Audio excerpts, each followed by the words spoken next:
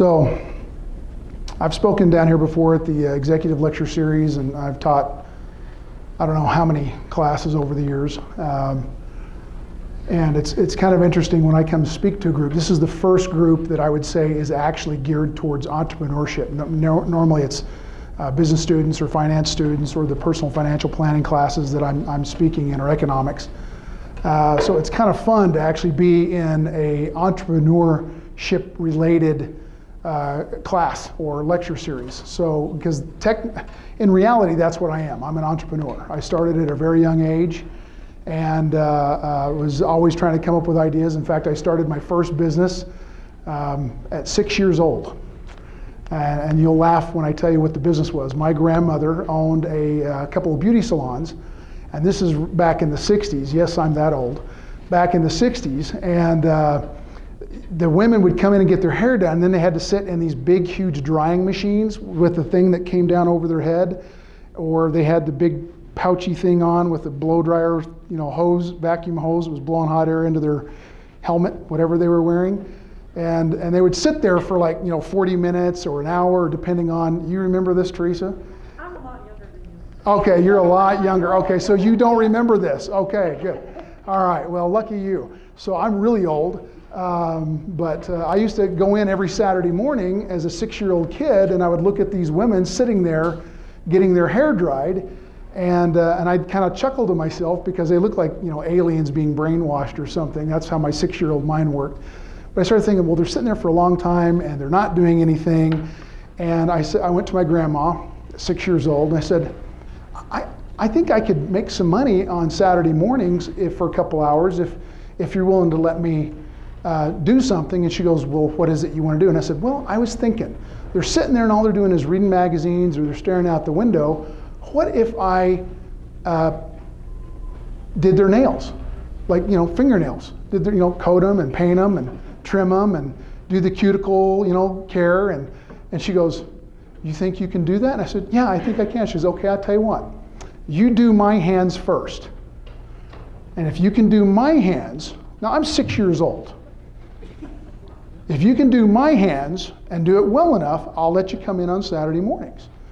And I said, okay. So I went and got the nail polish remover, and I got the nail polish, several different colors, and I got the cuticle tool, and I got the nail file and the buffer, and I got it all set up. We had these TV trays. That was something else that was really popular in the 60s. So I got a TV tray, and I got me a little stool, and I set all my things out with a little towel and the little things to soak your fingers in, and set everything up. And my grandmother came over and she sat down, and I said, all right, well, we need to get you the nail polish off your fingers. And so I cleaned off her nails, and I said, what color do you want to choose? And I had 3 colors. I think I had like a pink, a red, and probably another red. They didn't have a lot of options back in the 60s, right?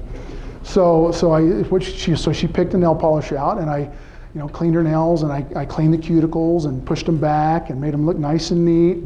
And then I went ahead and painted her nails. And then when she got done, I said, you need to let them sit there and dry for a minute. So she sat there and dry, and I remember blowing on them. Yeah. And I got done, and she goes, wow, I'm surprised that you could actually do all that. So a Saturday morning during the summer, for I don't know how long I did it, but a couple months, I think, I would charge $1 per hand, $2 for a complete nail thing from about 9 a.m. to 11 a.m. on Saturday mornings in my grandmother's beauty shop. And that was my first jump into being an entrepreneur. So, and now the nail industry is huge because of me. I'm going to take full credit for that. So entrepreneurship can come from anywhere. It's basically seeing a need. It's not so much that your idea has to be grandiose. If a 6-year-old kid can start a company making a couple of bucks, on a Saturday morning painting nails, look at what you have available to you now. I mean, there is a limitless opportunity in our world now. In fact, I've said many times, I wish I could clone myself because there's far more opportunities than I have time to pursue. It's just all about you taking the leap. At 6 years old, failure was not even an option to me. And my grandmother, bless her heart, she's amazing. She's 97 years old. still alive, and she never once told me I couldn't do something. Not one time did I ever hear her tell me I couldn't do it. Now, I've had a lot of other people tell me I can't do stuff, and the minute they say that to me, I go, okay, watch me. I love that. I've been underestimated in so many things I've done in my life that I absolutely get a charge when someone tells me it's not possible. Okay, well, I'm going to try. You know the difference between success and failure? Well, before you answer, I'm going to tell you, there's really not a big difference between success and failure. If you look at it, they're both 8 letters. They're both 2 syllables. I mean, there's not a lot of difference other than people look at this and go, well, success means you're successful. You've accomplished something. You've achieved. And yet people look at failure and go, well, if you failed, then you blew it. But yet there's really not a lot of difference. In fact, you can't have success without failure. You've got to have them both. Does that make sense? Is everybody with me on this? Do you understand what I'm saying? There's no way possible any successful human being has gotten to be successful without failure. Okay, does that make sense? I've failed far more many times than I've succeeded. And that's just the reality of things. And with every failure, like Thomas Edison said, I learned 10,000 ways that I couldn't make a light bulb, in essence. Okay? That's really a tired quote, but it's true. I found a lot of ways that I could not succeed in business. So but you've got to have the failures in order to appreciate the successes. I mean, take a look at it from a perspective of this. You know, you look at people that win the lottery, and there are people out in the world that look at those people and say, well, they're super successful. Look, they won the lottery. They didn't do anything. They bought a ticket, the numbers matched up, they get a pile of money, and they don't respect the money. How many of you have seen the show on TV every once in a while they talk about, I won the lottery changed my life?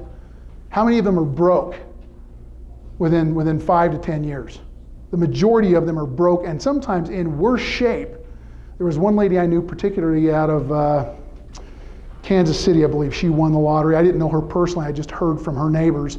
She had won the lottery, and in 5 years, she had burnt through everything she had a $2 million home, and had to go get a job to pay the taxes and the insurance on the home. She had a great home, though. You know, it's just because they don't respect the money. The one thing failure teaches us is how to respect the success we have. That's why it's important to go through that. It's important to go through the failures. It's important to try. It's important to try. You know, I would much rather try and fail than to never try. In fact, I'm more afraid of not trying than I am failing. Does that make sense?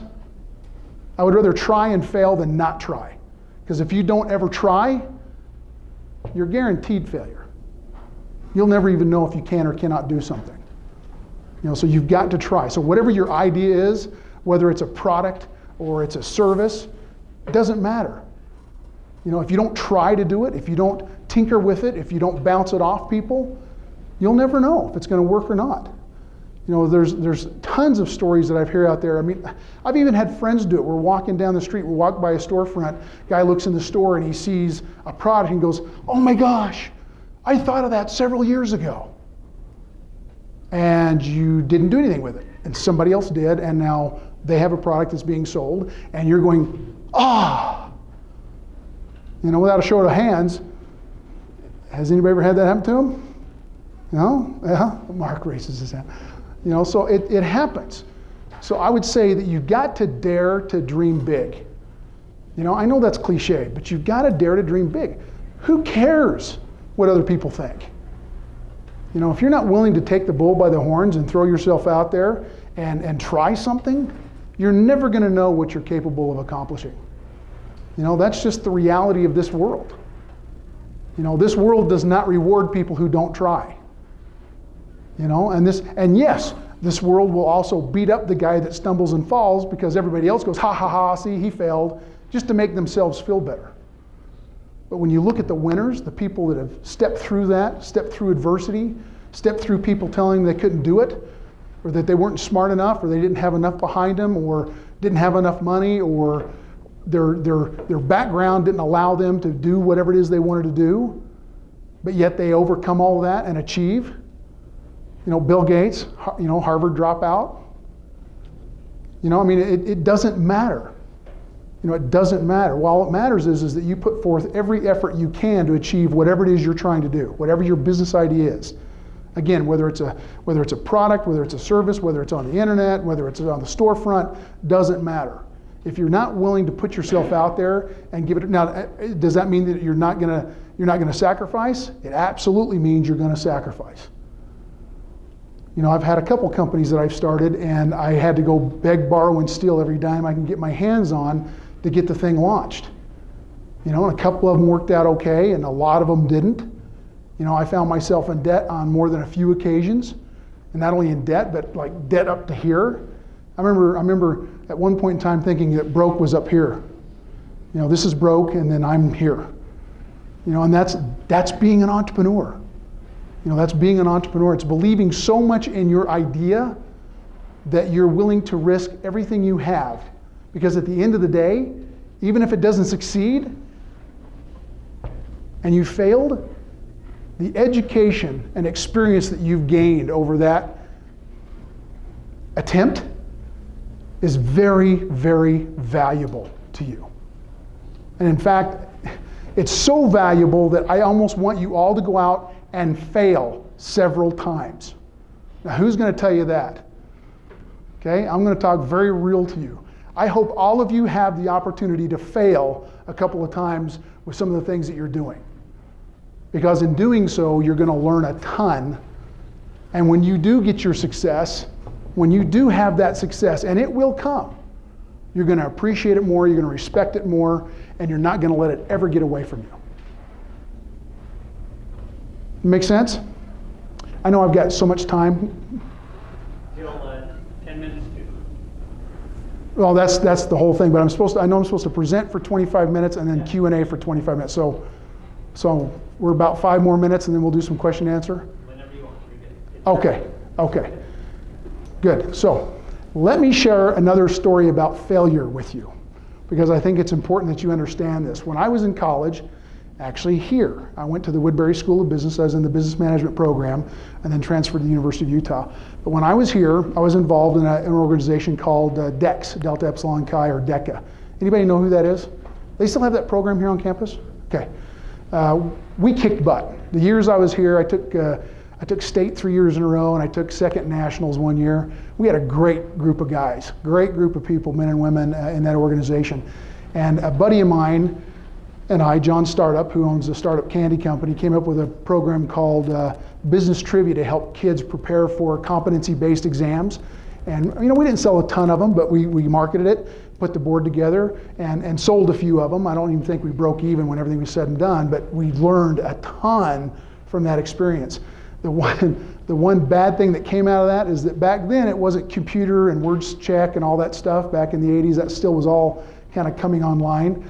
And we made these cool polyurethane boards so they would never peel or crack, or they were really cool. We thought we were being all, high-tech stuff back then, and got our boxes made by Utah Box Company in Salt Lake. And then we had to put a wrapper or a sticker on top of the box to show what it was. And it was a competency-based game. And we ordered 5,000 labels, and we got this thing, and we said, yeah, that looks right, and checked it off. And then when they delivered the labels to us, they had spelled competency wrong. We were a week away from the event in Atlanta, Georgia to promote the game, and we're going, so we go back to the printer and say, we can't use these. He said, well, you signed off on it. I said, no, we signed off on the correct spelling of competency. You were incompetent in how you spelled competency. So I had, basically, I'm the guy that had to take the heat for that. And I said, okay, great, whatever. They refused to make more labels for us. Obviously, they didn't stay in business for very long after that, because I think they had done that on a couple of projects. So we had misspelled competency on a competency-based game that we were taking to high school and college programs in Atlanta for a big conference. That was exciting. So but from that we learned a lot. I learned a ton from that, and because of that, The next time we ever did something like that, or I ever did something like that, guess what I did? Triple check, quadruple check to make sure that all the spelling was correct. And still, sometimes it still happens with magazines and newspapers when I do interviews and things, but that's like I can't control everything. So I just figure people are going to realize that, I don't have the last say on what goes in the article. I just do the best I can. So, but from failure comes success. So I hope you all get to go out and have a chance to fail. It would be awesome for you.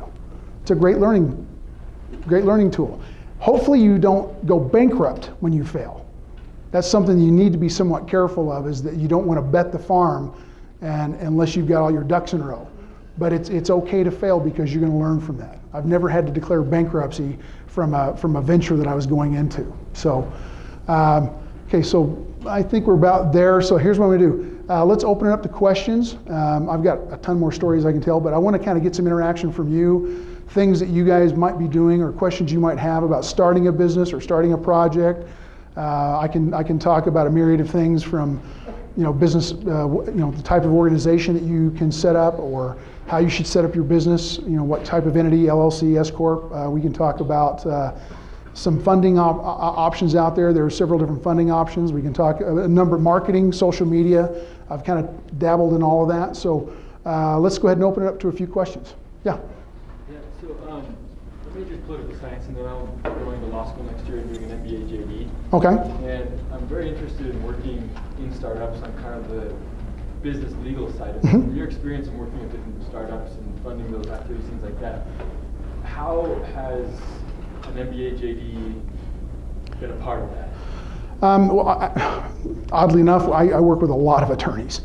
And if you're going to specialize in business startup, there's a couple things you'll want to do. Okay, so small business startup, not a lot of money in small business startup because they're mostly broke, either begging, borrowing, and stealing from everybody they can just to get the product out the door. So you're probably looking at setting up a very simple LLC or S Corp, something like that, limited partnership probably. I mean, that'd be the outside of that. LLC, S Corp is probably the primary.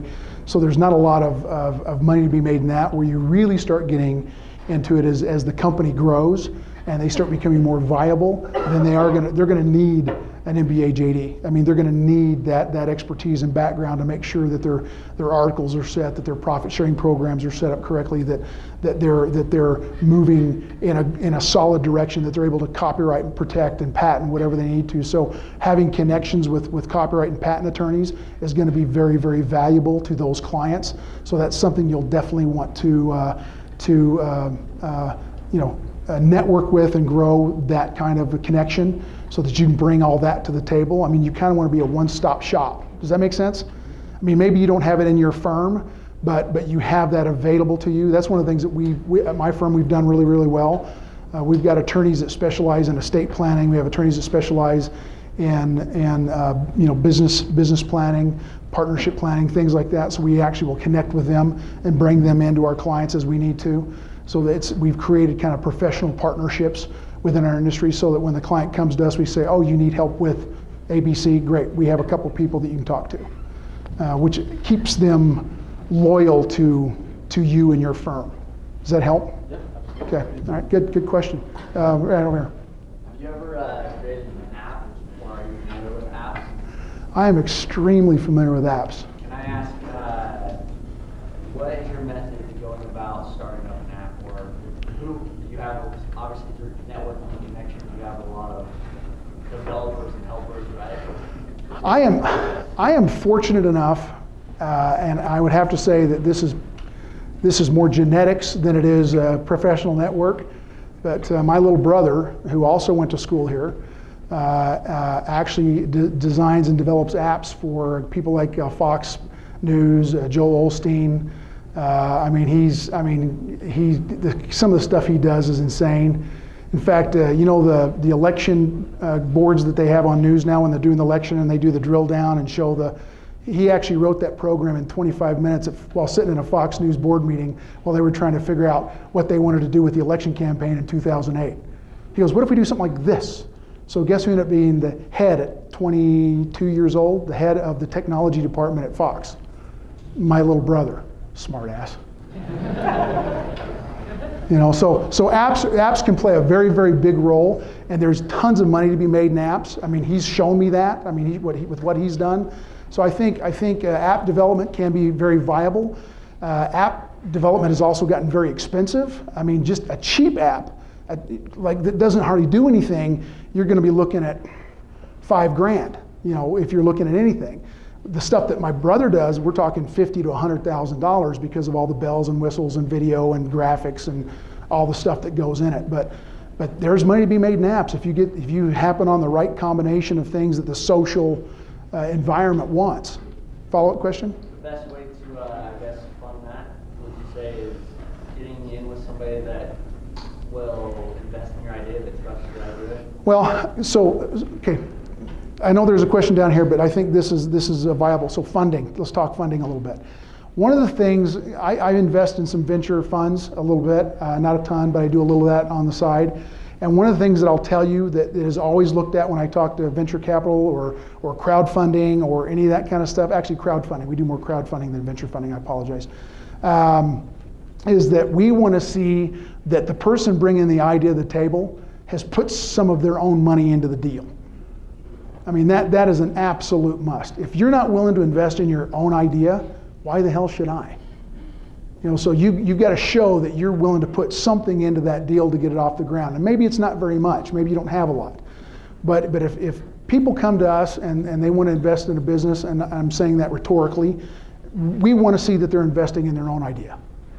You know, but crowdfunding is a great way to do it because in crowdfunding, especially if you're trying to raise $50,000 or less, you know, crowdfunding can be a great way to go because you get to pitch your idea, and where crowdfunding is really successful, you've got to have kind of a snappy video. You've got to be somewhat unique. You've got to really be passionate about what you're doing and show what that product's going to do for people, you know, when it's developed, and then you make them an offer. They get the app, or they get, you know, $10 credit, or, you know, whatever it is you're going to give them, but you've got to give them something to want to throw $5 or $10 or $15 at it. But if you've got then you have to promote the heck out of it on social media to drive people to your crowdfunding site. But crowdfunding, depending on how much money you're trying to raise, is still a pretty viable way to do some smaller projects to get them at least off the ground. And then once you get to a point where you really need to raise some serious money, that's when you want to start going to like venture capital funds and VC people. But you got to be careful with those guys because they're going to want something in return, and they're going to want a piece of the action. They're getting better though. I haven't seen any crowd or venture funding people want to take 51% of the company anymore. It's more like first round they might take 15%, second round they might take a little bit more. You know, they're going to require that the company does certain things in order to get to those later rounds of funding. Domo's been going through that right now. I think they've raised $250 million or something like that now, and I think they're in their third or fourth round of funding, and they have to jump through certain hoops in order to get the funding put in place. So, but crowdfunding is a great way to start. Friends and family, that would be first and foremost, and then I'd go crowdfunding, you know, just to kind of give yourself some momentum. But you need to kind of gauge your product, whatever your product or service is. You need to really kind of be able to break that down and say, all right, what's it going to take for us to get from point 0 to step 1? And then step 2 and step 3. You need to know what step 1, 2, 3, and 4 is, and how many steps is it going to take you to be fully rolled out to where you're now bringing back revenue into your company. Does that make sense? Okay, they're down here. Yeah. You mentioned something about in your story about your confidence seeking about things not working out. Obviously, that's going to deal with a lot of stress. I'm coming from a military background. In the military, whenever something doesn't work right with a subordinate, we're able to scream at them, yell, throw them, and clean red. That obviously doesn't work in the business world. Oh, you can still do it, but you're kind of shooting yourself in the foot, militarily speaking. Like a crazy man at that point. Right.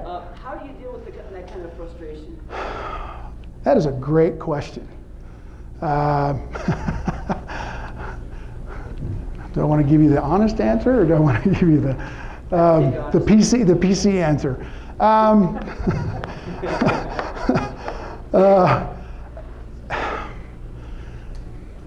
You're going to have frustrations, and I've had a couple projects, the competency-based game was one of them. And when that happened, I remember just literally, we put so much time and so much of our own money into that project. And we were poor students at the time. We were both going to school here, finishing up, because it was only a 2-year program here, and then you had to transfer someplace else. I remember actually just collapsing on the floor, just cross-legged, just collapsing on the floor in my apartment, and surrounded by literally boxes and boxes of game boards and boxes that we were assembling, and looking at this stupid label and realizing that there was no way that we were going to get a corrected label in time for the conference, because we had to ship everything to Atlanta. And I just literally just sat there and just wanted to just give up. And now years later, it wasn't too many years later, I heard a quote in the life of Alexander the Great. Also, if you want to be a great entrepreneur, become an avid reader. Become an avid reader. I read everything. I could get my hands on. And so I read about Alexander the Great. And at one point in time, Alexander has got his army. They've gone across the Caspian Sea and the Aegean Sea, and they were invading Turkey, and they were fighting Darius, the Persian king. And of course now I've heard it pronounced Darius, and I've heard Darius, so I'm just going to say Darius. But they were battling, and the battle was extremely intense. And at one point in time, Alexander was wounded. He was exhausted. They usually quit battling as the sun went down, and then they were able to go out and get their dead. If you've read any kind of military history, they could go out and get their dead, pull them off the field, administer to the wounded, whatever they needed to do, because they didn't want to pile up tons of bodies and create disease issues in the battlefield. So he, at the end of the day, he literally just kind of laid down, and I just thought about this when I was sitting, and it says, "I'm going to lay me down and bleed a while. And after I have bled, I'm going to rise and take up the fight again." And that's something I've always carried with me. If Alexander the Great, when met with tremendous frustration, the literal battle of life and death, can collapse in frustration at the end of the day and say, "I'm going to lay down and bleed a while, and after I have bled, I'm going to rise again and take up the fight." So I've kind of always used that in the back of my mind when faced with tremendous frustration. Of course, now the non-PC is have a drink and just call it good. Whatever you drink, Coke, Diet Coke. So, good question though. Over here on the side. Pardon? What was that quote again?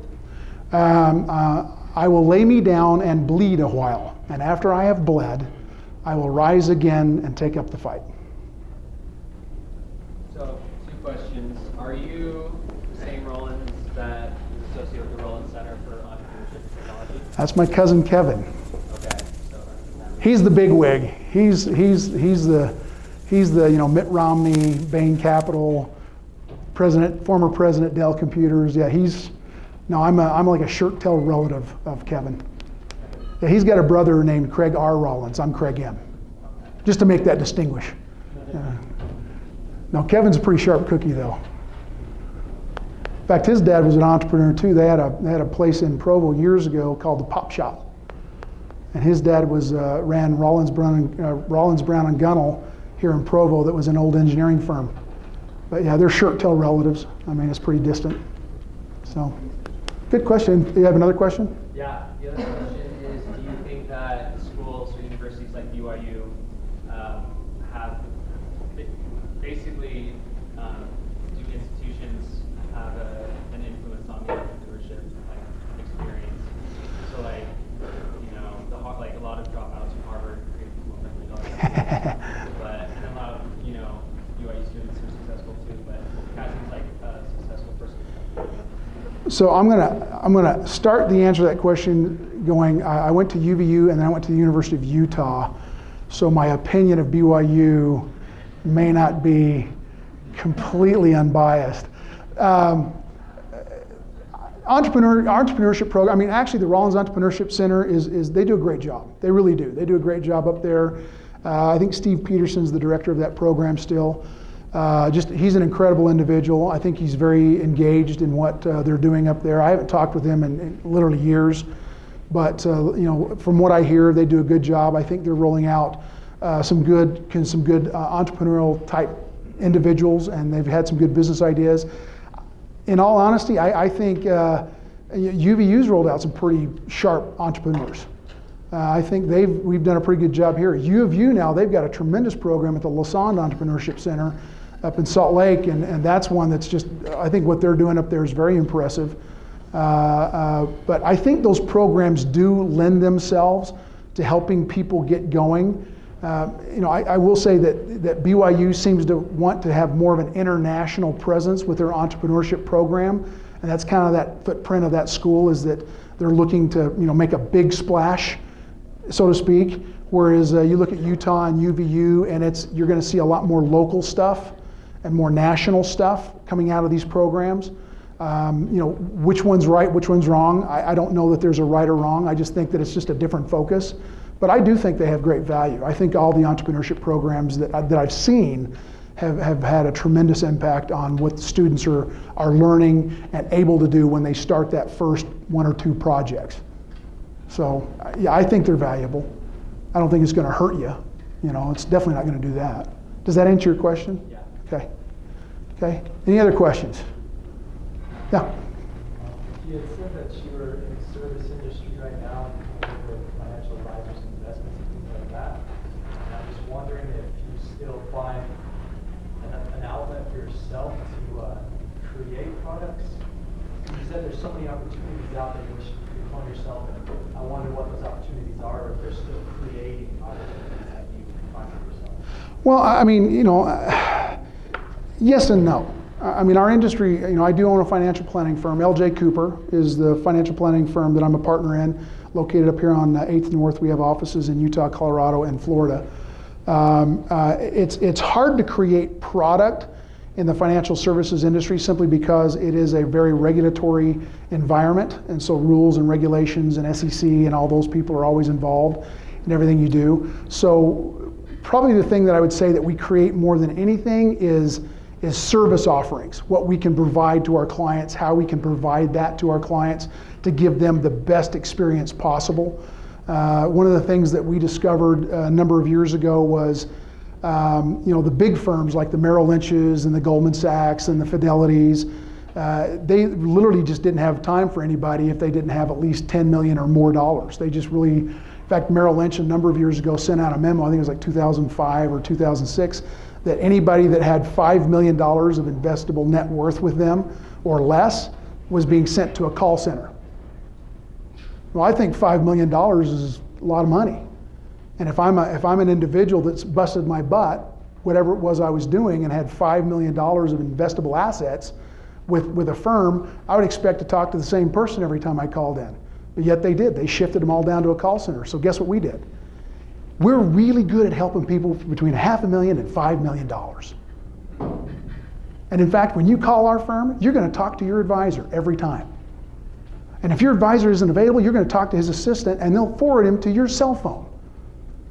In fact, I've told my clients that not only will we get back to you, if you call that morning, we'll get back to you either that afternoon. If you call in the afternoon, and no later than the following morning, we'll get back to you, if not the same day, has made a huge impact on our clients. We give them the service that the big companies won't give them. So we made a niche for ourselves there. And I think in 2013, we were one of the top 50 fastest growing firms in the country. So it's you can create opportunity regardless of the industry you're in, as long as you know how to look for those opportunities. I can't take credit for that one. It was something that we kind of our advisory, all of our advisors got together and kind of focused on that. But they were dropping these guys like flies. Heck yeah, we'll take every one of them. You get 5 guys for $5 million each, that's $25 million. I'll take that to the bank every year. So it's looking for opportunities, even though you're in an industry that might be more restrictive or more regulated, there's still opportunities in other areas. Does that make sense? Yeah. Okay, good question. We've got about, not many more minutes. Yeah, back in the back. So you talked about this. Say that again. Sorry. You talked about you want us to fail. Yeah, I want you to fail. What would you say what is that period like, that failure of, I failed? It sucks. How do you make it through? Like, what if you are out of money? Geez, I've never been out of money. Only about every other project I ever did.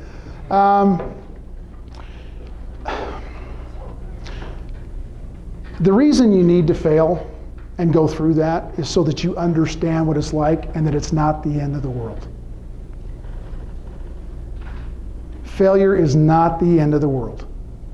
It's just one more step in the process. Does it feel good? Absolutely not. Is it necessary? Absolutely yes. And it's going to suck. You know, I'm not going to tell you that failing feels good. It doesn't. But you can do one of two things when you start that, realizing that you've blown it or you failed at whatever it was you were doing. You can curl up in a ball in the corner of your room and cry about it, or Alexander the Great, lay down, bleed for a bit, suck it up, get up, and start fighting again. You know, I use the analogy of the waiter at the restaurant that walks around the room while you're eating and asks, "Would you like some more water?" You know, yes, it's a yes or no question, right? Would you like some more? No, I'm good. You know, yes, I'm good. Well, what if the waiter, every time he went to a table and someone said, "No, I don't want any more water," threw down the pitcher, ran into the back room, went, "I failed. They didn't want any water." You kind of have to treat success and failure that way. Sometimes you're going to fill the cup full of water, and sometimes they're not thirsty. Does that make sense? It's just next. Move to the next thing. Learn what you can from the failure, but then move to the next thing. But it's okay to feel bad. And believe me, I felt bad. I remember being so stressed out, I don't even remember the project I was working on, and I was literally, there was no next paycheck. I'd gotten to the point where there was no next paycheck. And I was like, I had rent coming due. I don't think I had a car payment at the time, but I had rent coming due. And my son I was a single father. My son was probably 2.5 years old. And I was trying to get the next project off the ground. I don't even remember what it was now. And I was done. There was no more paycheck. I did not know how I was going to make rent the next month. And it was terrible, and I hated it. I think I ended up going out and getting a part-time job just to make ends meet, to get what I needed done. In fact, I remember I didn't have any health insurance, and my son and I both got strep throat, and I had enough money in my checking account to get the medicine for him, but not for me. And then I found colloidal silver, a natural antibiotic sold at the Good Earth, and I was cleared up in 3 days. So I learned. I started really studying homeopathic remedies, and actually ended up getting hooked up with a company and did a couple of audio tapes for them on some of the benefits of homeopathic remedies. And I didn't make a lot of money, but it got me through that tough period. So I actually learned. If I hadn't had that failure and been put in a situation where I had no options left, I wouldn't have had that experience. I take the colloidal silver to this day because of that. I haven't had the flu in years. So you learn. You can turn a negative into a positive if you stay focused on the right things. Does that make sense? Okay. But yeah, it sucks. Absolutely will admit, it's not fun being in that situation where you're going, okay, how many days in a row can I actually eat top ramen before I become top ramen? Good question. Got just one time for maybe one more question? Yes? No? Maybe so? Okay, let's do this real quick. In addition to being a financial planner and all that stuff that Mark said, I'm also an award-winning author. So I've written 2 books. They're both available on Amazon under that name. But I'm going to give these away, and in fact, I was already told who to give these away to. So I'm going to give Teresa her first choice. You can have The Wholesaler's Companion, which is about creating strong relationships and how to properly create relationships to sell your wares to whoever you're talking to. Or I've got The Emperor's Dilemma, which is a business fable. This is actually my favorite one too. But it's a story about an emperor who has 3 problems, and it's the process he goes through to find the answers to these 3 problems. and how it changes his life and the lives of his people. So which would you rather have? I'll let you choose one. Which do you prefer? Which one did you slave over the most? Well, I wrote them both in about 30 days, so but this one's, okay, so I told this story for about 30 years. I kind of had to rewrite it for publication because my story was not PC. So I had to rewrite it to be politically correct. This one is experiences that I've had over the years and people I interviewed to get the background on how to sell or how not to sell. Okay, well, I'll pick one about how to sell and your. Okay, there you go. Oh, sorry. Here, I'm going to make her get out of that little tight chair. And Caleb, you get this one. Who's Caleb? You're Caleb, right? Yeah. Yeah, you get that one. Great. Thank you. Yeah, my pleasure. All right, well, thank you very much. I'll stick around for a few minutes if you have any other questions.